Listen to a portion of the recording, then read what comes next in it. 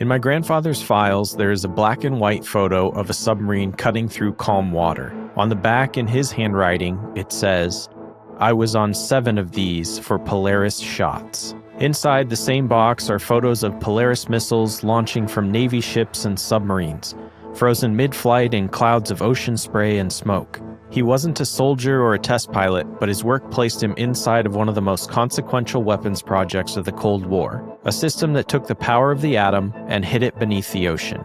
Before we dive in, please follow us on Instagram at Archive Unknown Podcast and subscribe wherever you listen to podcasts. If you enjoy the show, leaving a rating or review helps immensely in keeping these stories going. Thank you. I'm Nick Johnson, and this is Archive Unknown.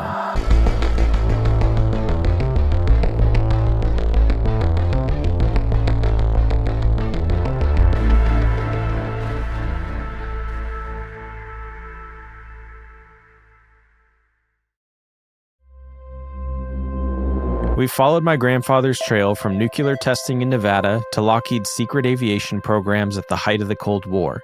But by the late 1950s, America's defense priorities shifted from flight to silence. The race for altitude had become a race for assured survival, the ability to strike back even if everything else was destroyed. That idea led to one of the most ambitious concepts in military history, a nuclear missile that could be launched from underwater. If it worked, no enemy could find it.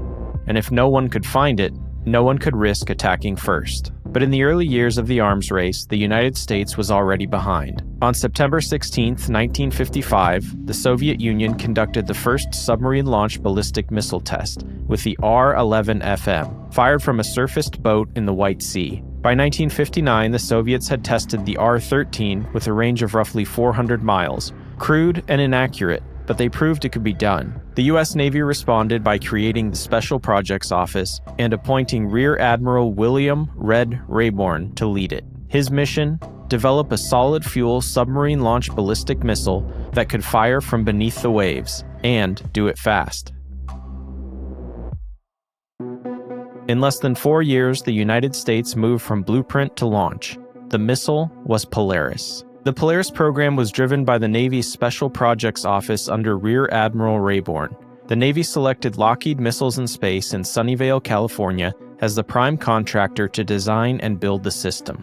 Together, they developed the Polaris A-1, a 2-stage, solid-fuel missile capable of carrying a thermonuclear warhead from beneath the sea. Solid fuel made it possible to keep missiles ready for months without maintenance, a revolution in reliability and speed. After a series of ground and water ejection tests at Cape Canaveral, the first successful submerged launch came on July 20, 1960, when USS George Washington fired a Polaris A-1 from beneath the Atlantic. A column of white spray, a streak of flame, and for the first time, a missile left the ocean capable of reaching across continents. Each Polaris A-1 carried a single W-47 warhead, roughly 600 kilotons, and could travel about 1,200 nautical miles. 16 Polaris missiles were loaded onto every George Washington-class submarine. The logic was simple and terrifying. If a nation's nuclear force could hide beneath the ocean, no enemy could strike first with confidence. That invisibility became the foundation of mutual assured destruction and the sea leg of America's nuclear triad, alongside bombers and land-based ICBMs. For crews on patrol, life was months beneath the surface. Their mission was to remain unseen, to wait, and by existing, make war less likely. Every weapon the Polaris program created was designed for a moment everyone prayed would never arrive, a full nuclear exchange between superpowers. If it happened, the sequence would begin in silence. Early warning satellites would detect the infrared flare of enemy launches within seconds. Command centers would confirm trajectories and alert the National Command Authority. Bombers would scramble, land-based missiles could launch within minutes. But beneath the ocean, hundreds of miles from land, another signal would move. Hidden under thousands of tons of water, the fleet ballistic missile submarines would receive a coded message known only to the captain and executive officer. 2 safes opened, 2 keys turned. 1 verification confirmed the order. Within minutes, Polaris could rise from the sea, breaking through the surface in a column of vapor, arcing toward coordinates set years earlier. These submarines were the guarantee of retaliation, a second strike force, ensuring that even if an enemy destroyed every base and city on land, the response would still come from the depths. It was deterrence through certainty. No one who stood watch on those boats wanted to imagine the rest: the flash, the EMP, the chain of fire that would follow. Their mission was to make sure it never began. Because in the logic of nuclear war, survival didn't depend on firing first, but on convincing the world you never had to. In 2025, Netflix released A House of Dynamite, a film about nuclear brinkmanship spiraling into chaos. It's fiction, but it captures the same truth the Polaris program created: that nuclear deterrence isn't just a strategy, it's a psychological condition, a constant invisible pressure beneath the surface of everyday life. Every submarine launch, every classified test, every quiet patrol, all part of a system designed not to be used. A world order balanced on restraint, fear, and faith in technology.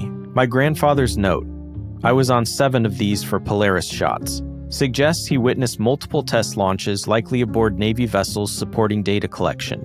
Those early flights were the Polaris A-1, the first generation of the system, a 2-stage solid-fuel missile with a W-47 warhead and a range just over 1,000 nautical miles. By 1961, production boats were already on patrol, and the success of those initial tests drove rapid evolution. Within a few years came Polaris A-2, extending range to about 1,500 nautical miles and improving accuracy with new guidance systems. Then the A-3, introduced in 1964, carried 3 separate re-entry vehicles, not independently targeted yet, but designed to penetrate defenses and ensure at least one warhead reached its mark. Each upgrade made the system quieter, faster, harder to track. More submarines joined the fleet, eventually 41 boats known as the 41 for Freedom. By the late 1960s, Polaris had become the backbone of America's seaborne deterrent. But technology didn't stop there. The Poseidon C-3, deployed in 1971, carried multiple independently targeted warheads, a leap forward in accuracy and destructive potential. And by the late 1970s and into the modern era, the Trident I and later Trident II missiles extended that reach even further. All of it, every stage of missile, every new submarine, can trace its lineage back to those early Polaris shots my grandfather wrote about. 7 tests that connected a Cold War experiment to a deterrent that still waits quietly beneath the waves. That's the quiet paradox of his career, a life spent near technologies built to prevent their own use. Polaris was built to make the world safer by holding it in constant tension. Every missile, every submarine, every classified test was meant to stop the unthinkable by proving it could happen. And for those who stood closest, engineers, officers, and men like my grandfather, that tension never fully left. Because when you live your life building weapons meant never to be used, the silence that follows is its own kind of memory.